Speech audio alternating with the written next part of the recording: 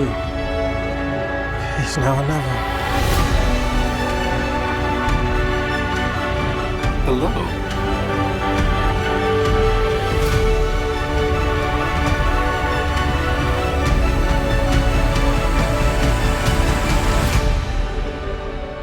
Thank you so much for such an amazing movie. I felt like I was watching a masterpiece and a poetry at the same time. So Man, thank you so much. it's now Nickel Boy's first real events and the book, that now the movie.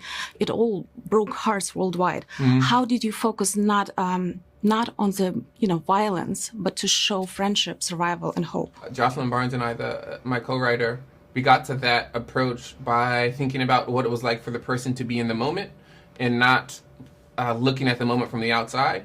And also not trying to use cinema to evoke an emotion, because then you just make all the decisions to get to that feeling, as opposed to using cinema to bring the boys to life. If you bring them to life, then you want them to live, and then you want them to see, and then you want them to feel. And then coincidentally, the audience gets to feel at the same time. Oh! That's it, Al. You're doing great. I read that you became friends even before you started filming, so I was wondering how this friendship helped you. We became friends, I think. I mean, we had a connection pretty quickly from the chemistry read, and then, yeah, we were on the same flight, and so we hung out in the airport before we got on the plane, and then, yeah, we just hung out in New Orleans, so, yeah. Yeah, we were just able So to... it's easy to... we were just able to get to know each other, and being able to, exist together as ourselves, it definitely contributed to being able to play these characters and be open and vulnerable and kind of, go through these things together. How the audience worldwide, audience in Kazakhstan, will react? What will they learn, about overcoming hardship watching a movie? Yeah, I think that audiences hopefully will have some sort of, one step removed experience looking through someone else's eyes, and then maybe realize that things could have been better, things could have been worse, that their life is a product of the lottery of birth, that the way that they understand the world is only because of the cultural context that they've been put in and the biology of their parents. It has very little to do with their hard work and their effort, that like we're all sort of in this boat and it's sinking. So they say. How working with RaMell and his poetic style was different from everything you've done before? Well, I was acting to a camera. That was very different. I've worked with some directors and writers who had, who had innovative approaches to their storytelling, to their filmmaking. But this was different on a very practical way. Acting to a camera, not being able to act with my grandson, and that lends a certain difficulty when you're used to talking to a person, but yeah, so it was strange. It was weird. It was crazy, but yeah. That's RaMell Ross's world. He's so brilliant that he shakes you out of convention.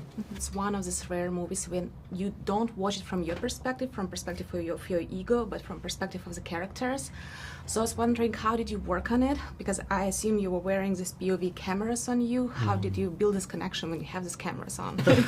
So there were actually only a few moments where we actually had like a rig on and we're wearing the camera. Otherwise, the camera was being operated by our cinematographer, Jomo, or our other camera operator, Sam, or even RaMell sometimes. And when we were off camera, we would still be there, and we would just, if this was the camera operator, either Brandon and I would be like right there, like right next to them, so that we were able to still be present in the scene with the other person, even though they couldn't, really interact with us. I feel like we're living in a world where like easily digestible entertainment, everything is quick, like, in terms of movies too. And now we have your movies that is very reflective. Like, why do you think now is time for such movies? Do you think people are ready to open up? Well, I hope people are ready to open up. I've been making, at least the last movie I made, Hell County, this morning, this evening, had a similar reflexive quality.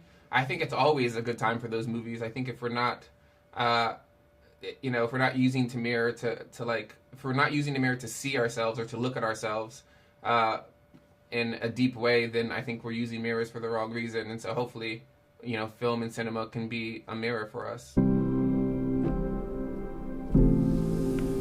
Your boys got Pulitzer Prize after you already signed up and after Plan B approached you. So I was wondering, how did it happen? How did you react to the win? Did it shift your artistic perspective at any point? Well, luckily we had already developed and most of it beforehand, or else I would have been, we got to make this better, you know? Yeah, I mean, I was incredibly happy for Coulson. It's an incredible honor to have the Pulitzer twice, let alone for a book like this one that is so concise, but also like deals with horror like head on. I heard that you were so inspired by RaMell's work, Hale County, this evening, that you even tried to call his office at Brown University. How did it lead to Nickel Boys? I saw Hale County. I loved it so much, so I just like, I gotta find this man, and so that's why I cold called him at his job. I think I emailed him too. It was a lot, but he forgave that, and I don't even know if he knew, but yeah. So just coincidentally, a couple of years later, he was doing Nickel Boys. There was a role, Hattie, and it just worked out. The story is so strong, and I feel like it's, you know, so universal because of the trauma, and it will talk to so many audiences, including Kazakhstan. So I was wondering, how do you feel like the story? What will it teach us about overcoming hardship? It is kind of a tool to undo how we see cinema. You know, now we see movies and we expect for answers to happen in the 2 hours that we're in that theater, right? And what RaMell has done is he's upended that and has said, no, you are the answer, you are the hope, you are a participant in what happened to these children. Whether you were a part of the brutality, our silence around it makes us all participants of it, right? And I think that's what's important about it.